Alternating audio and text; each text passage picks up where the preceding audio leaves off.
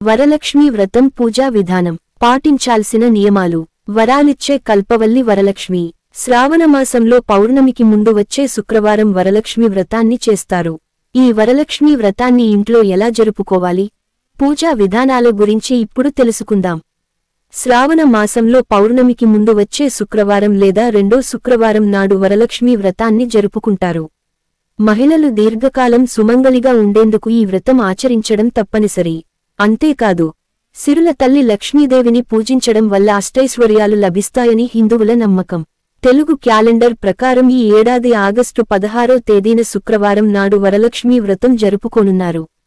వరాలిచ్చే తల్లి వరలక్ష్మీదేవి వ్రతాన్ని ఆచరించడానికి ఏ నిష్టలు, నియమాలు, మడులు అవసరం లేదు. నిశ్చలమైన భక్తి, ఏకాగ్రత ఉంటే చాలు.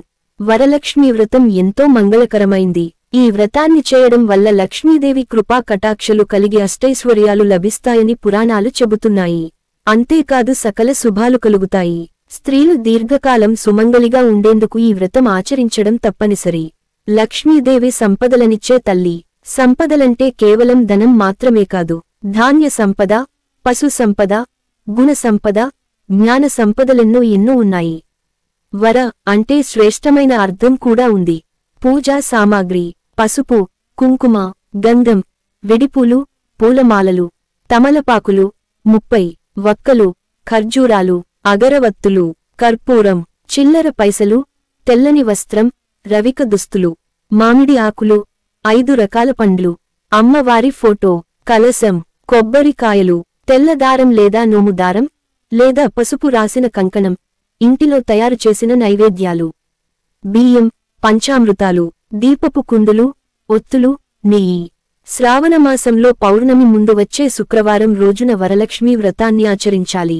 ఆ రోజున వీలుకాకపోతే తరువాత వచ్చే శుక్రవారాలలో కూడా ఈ వ్రతాన్ని చేసుకోవచ్చు. వరలక్ష్మీ వ్రతానికి ఆదిదేవతైన లక్ష్మీదేవి ఒకనాటి రాత్రి సమయంలో చారుమతికి కలలో సాక్షాత్కరించింది. సువాసినులందరూ చేసే ప్రాభవ వ్రతం. శ్రీ వరలక్ష్మీ నమస్తు వసుప్రదే, సుప్రదే. శుక్రవారం రోజున జరుపుకునే వరలక్ష్మీ వ్రతంతో ధన, కనక, వస్తు, వాహనాది సమృద్ధులకు మూలం. శ్రావణ శుక్రవార వ్రతాలతో పాపాలు తొలగి లక్ష్మీ ప్రసన్నత కలుగుతుంది. వ్రతం చేయు విధానం. వరలక్ష్మీ వ్రతాన్ని ఆచరించే రోజున ఉదయాన్నే లేచి తలస్నానం చేసి ఇంటిని శుభ్రం చేసుకోవాలి. ఇంట్లోని పూజా మందిరంలో ఒక మండపాన్ని ఏర్పాటు చేసుకోవాలి. ఈ మండపం పైన బియ్యపు పిండితో ముగ్గువేసి కలశం ఏర్పాటు చేసుకోవాలి.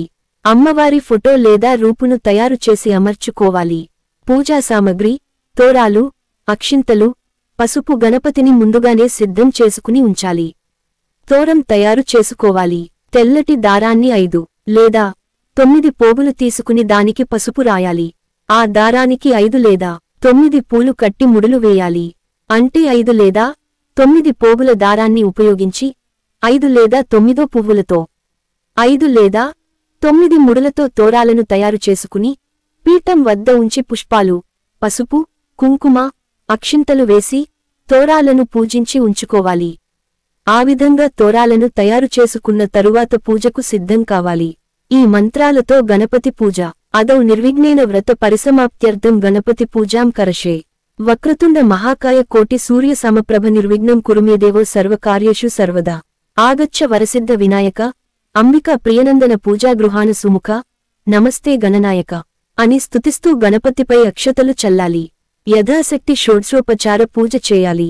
ఓం సుముఖాయ నమః, ఓం ఏకదంతాయ నమః, ఓం కపిలాయ నమః, ఓం గజకర్ణికాయ నమః, ఓం లంబోదరాయ నమః, ఓం వికటాయ నమః, ఓం విఘ్నరాజాయ నమః, ఓం గణాధిపాయ నమః, ఓం ధూమకేతవే నమః, ఓం వక్రతుండాయ నమః, ఓం గణాధ్యక్షాయ నమః, ఓం ఫాలచంద్రాయ నమః, ఓం గజాననాయ నమః, ఓం శూర్పకర్ణాయ నమః, ఓం హేరంబాయ నమః, ఓం స్కందపూర్వజాయ నమః, ఓం శ్రీ మహాగణాధిపతయే నమః.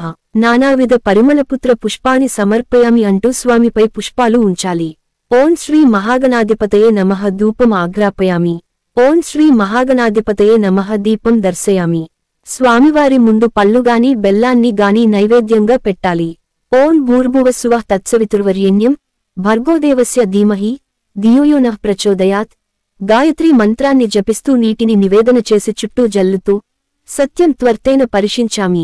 అమృతమస్తు అమృతోపస్తరణమసి ఓం ప్రాణాయ స్వాహ ఓం ఆపానాయ స్వాహ ఓవ్యానాయ స్వాహ ఓం ఉదానాయ స్వాహ ఓం సమానాయ స్వాహ ఓం బ్రహ్మేణ్యే స్వాహ గుడ సహితఫల నివేదనం సమర్పయామి మధ్యే మధ్యే పానీయం సమర్పయామి నీటిని వదలాలి ఓం శ్రీ మహాగణాధిపతయే నమః తాంబూలం సమర్పయామి తాంబూలానంతరం అచమనం సమర్పయామి కర్పూరం వెలిగించి నీరాజనం ఇవ్వాలి ఓం శ్రీ మహాగణాధిపతయే నమః కర్పూర నీరాజనం సమర్పయామి నీరాజనానంతరం ఆచమనీయం సమర్పయామి అనేన మాయా చరిత గణపతి అర్చనేన భగవత సర్వాత్మక శ్రీ గణపతిర్దేవత సుప్రీత సుప్రసన్న వరదా భవతు మమ ఇష్టకామ్యార్థ సిద్ధిరస్తు వినాయకునికి నమస్కరించి పూజ చేసిన అక్షింతలు తలమీద వేసుకోవాలి మహాగణపతి పూజను ముగించిన అనంతరం వరలక్ష్మీ వ్రతాన్ని ప్రారంభించాలి అంబి కలస పూజ కలసస్య ముఖే విష్ణు కంఠే రుద్రసమాశ్రితాః మూలే తత్ర స్థితో బ్రహ్మ మధ్యే మాతృగణః స్థితాః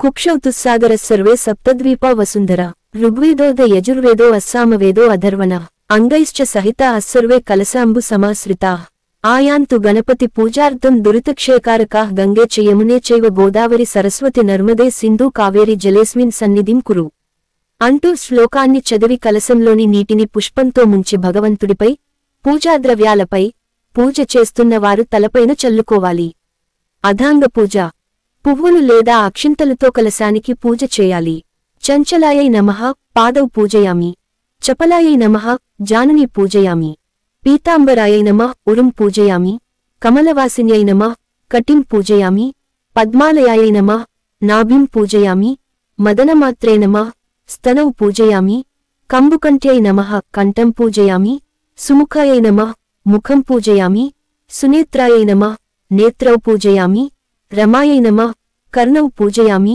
కమలాయై నమః శిరః పూజయామి శ్రీవరలక్ష్యామై నమః సర్వాణ్యంగాని పూజయామి ఆ తరువాత పుష్పాలతో అమ్మవారిని అష్టోత్తర శతనామాలతో పూజించాలి వరలక్ష్మి అష్టోత్తర శతనామావళి ఓం ప్రకృత్యై నమః ఓం వికృతై నమః ఓం విద్యాయై నమః ఓం సర్వభూత హితప్రదాయై నమః ఓం శ్రద్ధాయై నమః ఓం విభూత్యై నమః ఓం సురభ్యై నమః ఓం పరమాత్మికాయై నమః ఓం వాచ్యై నమః ఓం పద్మాలయాయై నమః ఓం శ్రూయై నమః ఓం స్వాహాయై నమః ఓం స్వధాయై నమః ఓం సుధాయై నమః ఓం ధన్యాయై నమః ఓం హిరణ్మయై నమః ఓం లక్ష్మ్యై నమః ఓం నిత్యపుష్టాయై నమః ఓం విభావర్యై నమః ఓం ఆదిత్యై నమః ఓం దిత్యై నమః ఓం దీప్తాయై నమః ఓం రమాయై నమః ఓం వసుధాయై నమః ఓం వసుధారిణై నమః ఓం కమలాయై నమః ఓం కాంతాయై నమః ఓం కామాక్ష్యై నమః ఓం క్రోధ సంభవాయై నమః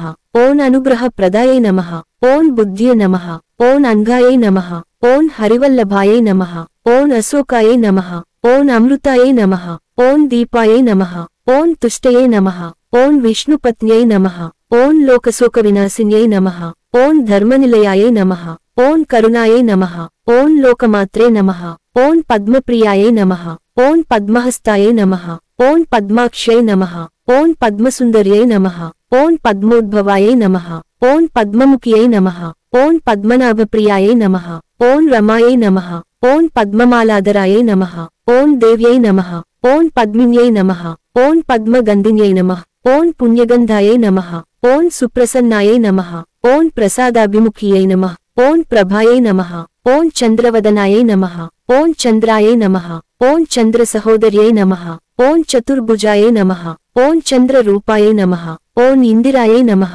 ఓం ఇందుశీతలాయై నమః ఓం ఆహ్లాదజనన్యై నమః ఓం పుష్ట్య నమః ఓం శివాయై నమః ఓం శివకర్యై నమః ఓం సత్యై నమః ఓం విమలాయై నమః ఓం విశ్వజనన్యై నమః ఓం దారిద్ర్యనాశిన్యై నమః ఓం ప్రీతి పుష్కరిణ్యై నమః ఓం శాంత్యై నమః ఓం శుక్లమాలాంబరాయై నమః ఓం శ్రీయై నమః ఓం భాస్కర్యై నమః ఓం బిల్వ నిలయాయై నమః ఓం వరారోహాయై నమః ఓం యశస్విన్యై నమః ఓం వసుంధరాయై నమః ఓం ఉదారాంగాయై నమః ఓం హరిణ్యై నమః ఓం హేమమాలిన్యై నమః ఓం ధనధాన్యకర్యై నమః ఓం సిద్ధ్యై నమః ఓం త్రైణసౌమ్యాయై నమః ఓం శుభప్రదాయై నమః ఓం నృపవేశగతానందాయై నమః ఓం వరలక్ష్మ్యై నమః ఓం వసుప్రదాయై నమః ఓం శుభాయై నమః ఓం హిరణ్యప్రాకారాయై నమః ఓం సముద్రతనయాయై నమః ఓం జయాయై నమః ఓం మంగళాదేవ్యై నమః ఓం విష్ణువక్షస్థలస్థితాయై నమః. ఓం ప్రసన్నాక్షయై నమః. ఓం నారాయణసీమాశ్రితాయై నమః. ఓం దారిద్ర్యధ్వంసిన్యై నమః. ఓం సర్వోపద్రవ వారిణ్యై నమః. ఓం నవదుర్గాయై నమః. ఓం మహాకాళ్యై నమః. ఓం బ్రహ్మవిష్ణు శివాత్మికాయై నమః. ఓం త్రికాల జ్ఞానసంపన్నాయై నమః. ఓం భువనేశ్వర్యై నమః. తోర పూజ. తోరాన్ని అమ్మవారి వద్ద ఉంచి అక్షింతలతో ఈ విధంగా పూజ చేయాలి. కమలాయై నమః ప్రథమ గ్రంథిం పూజయామి. రమాయై నమః ద్వితీయ గ్రంథిం పూజయామి. లోకమాత్రే నమః తృతీయ గ్రంథిం పూజయామి. విశ్వజనన్యై నమః చతుర్థ గ్రంథిం పూజయామి.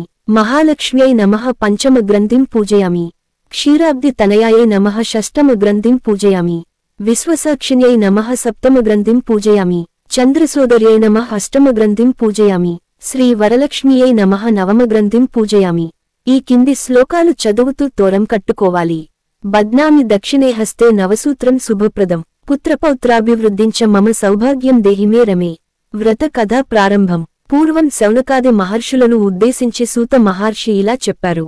మునులారా, స్త్రీలకు సౌభాగ్యాన్ని ప్రసాదించే ఒక వ్రతాన్ని పరమశివుడు పార్వతికి చెప్పారు. లోకోపకారం కోరి ఆ వ్రతాన్ని గురించి మీకు తెలియజేస్తాను. శ్రద్ధగా వినండి అన్నారు. పరమేశ్వరుడు ఒకనాడు తన భస్మసింహాసనంపై కూర్చుని ఉండగా నారద మహర్షి, ఇంద్రాది దిక్పాలకులు స్తుతి స్తోత్రాలతో ఆయను కీర్తిస్తున్నారు. ఆ మహత్తర ఆనంద సమయంలో పార్వతీదేవి పరమేశ్వరుణ్ణి ఉద్దేశించి నాథ, స్త్రీలు సర్వసౌఖ్యాలు పొంది పుత్ర పౌత్రాభివృద్ధిగా తరించుటకు తగిన వ్రతం ఒకదానిని చెప్పండి అని కోరింది. అందుక త్రినేత్రుడు దేవి, నీవు కోరిన విధంగా స్త్రీలకు సకల శుభాలు కలిగించే వ్రతం ఒకటి ఉన్నది. అది వరలక్ష్మీ వ్రతం. దానిని శ్రావణమాసం 2వ శుక్రవారం నాడు ఆచరించాలని తెలిపాడు. అప్పుడు పార్వతీదేవి, దేవా, ఈ వరలక్ష్మీ వ్రతాన్ని ఆదిదేవతలు ఎవరు చేశారు? ఈ వ్రతాన్ని ఎలా చేయాలో వివరంగా చెప్పండని కోరింది.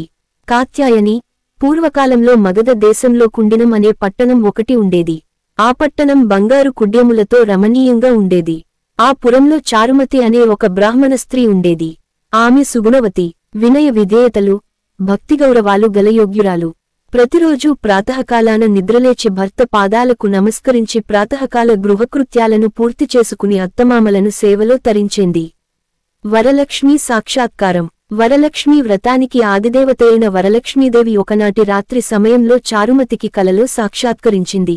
ఓ చారుమతి, ఈ శ్రావణ పౌర్ణమి నాటికి ముందు వచ్చే శుక్రవారం నాడు నన్ను పూజించు. నీవు కోరిన వరాలు, కానుకలను ఇస్తానని చెప్పి అంతర్ధానమైంది.